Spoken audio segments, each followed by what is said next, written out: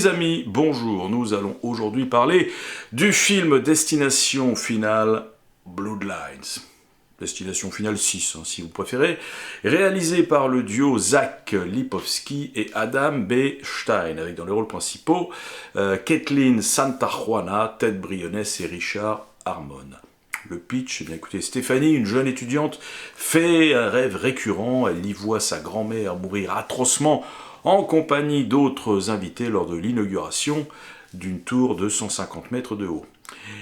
Stéphanie décide de partir à la recherche de sa grand-mère pour avoir des réponses. Cette dernière vit désormais recluse depuis des années dans un abri hautement fortifié. Voilà. Bon, destination finale. La saga.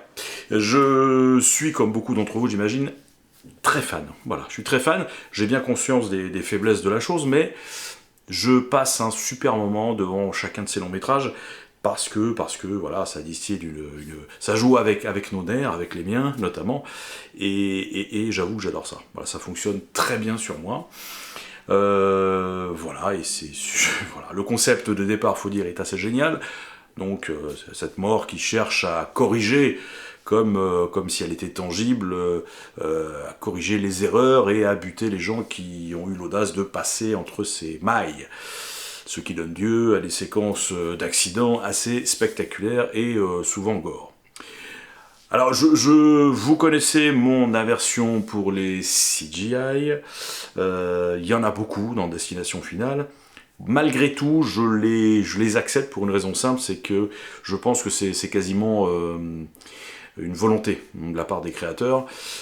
Ils font office de filtre, voilà. C'est-à-dire que les films sont souvent très gore, mais avec un gore qui est totalement exagéré, et qui nous rappelle, voilà, de ce côté un petit peu artificiel, pas crédible, nous rappelle quand même qu'on est foncièrement dans des comédies noires d'horreur. Voilà, on sourit autant qu'on frémit. Donc voilà, on va dire que ça fait partie de l'identité visuelle de l'ensemble des films. Je m'y plie volontiers, ça passe, on va dire. Voilà. C'est contrairement à une série premier degré comme Saw, par exemple, qui utilise beaucoup plus les practical effects. Je pense que si on avait les films de la saga Destination Finale avec des effets pratiques, ils seraient pour la plupart interdits au moins de 16 ans, si les effets étaient trop réalistes. Donc voilà. Alors, j'avais entendu parler il y a plus de 2 ans de ce projet, puisque ce projet est étonnant, puisque je rappelle que le dernier volet de Destination Finale, le 5e, a été diffusé en 2011, donc ça faisait 14 ans qu'on n'avait pas eu un nouveau film. Ce qui est compréhensible, parce qu'effectivement, le 5e film bouclait la boucle, de façon très intelligente. J'avais apprécié, je me suis fait avoir, comme beaucoup d'entre vous. Donc il bouclait la boucle, et a priori ne nécessitait pas de suite directe, même si effectivement le dieu dollar aurait pu en réclamer. Bon, et le 5e volet a plutôt très bien fonctionné, si je me souviens bien. Donc voilà, on nous promettait effectivement une sorte de nouveau départ, de reboot, avec effectivement une nouvelle réflexion sur le postulat de départ. Alors, est-ce que c'est le cas avec ce 6e épisode ? Alors, oui et non. Alors, plus que de la nouveauté, il s'agit effectivement un élargissement des possibles. Alors, c'est pas un spoil, vous l'avez dans le titre, Bloodline, ça veut dire les liens du sang. Vous voyez ça dans la bande-annonce. L'idée, effectivement, est de traiter les descendants de gens qui auraient dû mourir dans cette fameuse tour de 150 mètres de haut. Voilà, donc on remonte un peu dans le temps. L'idée, effectivement, c'est que la mort fasse son travail et finisse par liquider tous ces descendants de gens qui n'auraient jamais dû exister. Donc voilà, ça c'est intéressant parce que on redémarre un petit peu l'affaire tout en nous racontant ce qui pourrait faire office de préquel, tout en intégrant finalement les autres films de la saga. Donc une écriture plutôt intelligente pour un nouveau film, et puis une espèce un sentiment un petit peu de voir un film méta, dans la mesure où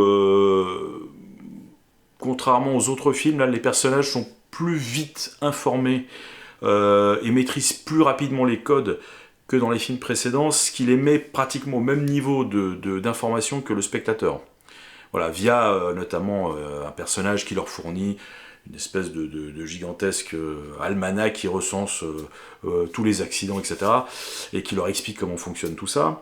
Donc voilà, les personnages ont une vision qui est à peu près équivalente en termes d'information à celle du spectateur. Ça donne un ton légèrement différent. Mais pour l'essentiel, on va pas se mentir, Destination Finale Bloodlines est un film, effectivement, qui fonctionne exactement avec la même mécanique que le reste des autres films. Clairement. Un personnage qui essaye d'alerter les autres de leur mort imminente, qui arrive rarement, et voilà. Un début spectaculaire, une fin spectaculaire, bon voilà, c'est effectivement normé comme un film classique de la saga, et c'est pas plus mal de se replonger dans ce petit côté, on va dire, familier, 14 ans plus tard. Alors, que vaut réellement ce 6e volet? Bah écoutez, c'est un bon cru. C'est un bon cru. Je le placerai quand même en deçà de l'avant-dernier, donc le numéro 5, parce que le numéro 5, effectivement, avait ce bon goût de boucler la saga intelligemment, et surtout démarrait par une séquence spectaculaire sur un pont, qui mêlait CGI et prise de vue réelle, ce qui donnait quand même un résultat assez impressionnant, hein, digne d'un film catastrophe. Alors c'est le côté film catastrophe, on le retrouve dans le début de Destination Finale Bloodlines, avec cette fameuse tour là. La différence c'est que là on est dans le 100% CGI, ce qui donne un côté effectivement totalement artificiel à la chose, même si ça reste assez spectaculaire. Donc point de vue visuel, je dirais que le 6 perd le match à cause de cette séquence. Bon, pour le reste, effectivement, il contient son lot de morts très originales, particulièrement atroces, avec une mise en scène très vicelarde dans le petit détail. Voilà, je pense notamment à une mort, à base de piercing que j'ai eu du mal à regarder frontalement, honnêtement. Donc voilà, vous en aurez pour votre argent si vous êtes fan de la saga, c'est vraiment un bon cru, soyons clairs. Ça révolutionne pas le genre, ça le redémarre de façon intelligente, mais ça révolutionne pas le genre. Mais vous serez, en tout cas, si vous aimez la saga, là, voilà, je pense que vous allez vraiment prendre votre pied. Au niveau gore, effectivement, on est au niveau du 5e qui était déjà assez gratiné. Et c'est plutôt très bien foutu. Côté acteur, écoutez, c'est pas des films pour lesquels on vient voir des performances extraordinaires. On a le plaisir de retrouver quand même pour son tout dernier rôle, je pense, Tony Todd, oui j'ai un doute. Monsieur Candyman, hein, qui joue un rôle récurrent dans la saga Destination Finale, qui fait une dernière apparition un peu qui peut être un peu malaisante parce qu'il est très amaigri, donc il est mort il y a très peu de temps d'un cancer. Très amaigri, il parle lui-même de maladie dans son petit passage, dans sa scène. Ça donne quelque chose d'assez étrange. On lui a pas mis un revolver sur la tempe pour qu'il participe au film, je pense, mais ça donne une dernière apparition un peu à la fois nostalgique et un peu lugubre, vous verrez. Sinon, effectivement, pour le reste, comme je vous le disais, on n'est pas dans un film de performance extraordinaire, surtout que l'idée c'est de ne pas mollir, donc il faut quand même imposer un rythme, il ne faut pas que le spectateur s'emmerde, ce qui fait que y a des choses qu'on a du mal à gober, notamment la rapidité avec laquelle se remettent les protagonistes de la mort de gens très proches, puisque là on parle de gens de leur famille. Donc 2 heures après, ils sont en train d'écouter un exposé avec l'héroïne qui leur montre le schéma de la mort, etc. Bon, on s'en fout un peu, je vais pas vous mentir, mais c'est vrai que ça laisse peu de place à la crédibilité, donc ça laisse peu de place, effectivement, à un jeu d'acteur extrêmement développé. Mais en l'occurrence, bon, ils font le boulot, rien à dire de spécial. Voilà les amis, je vous encourage donc vivement à aller voir ce Destination Finale Bloodlines, qui, je pense, fera des petits et nous permettra maintenant de revenir à un rythme qu'on avait précédemment, à savoir un film à peu près tous les 2-3 ans.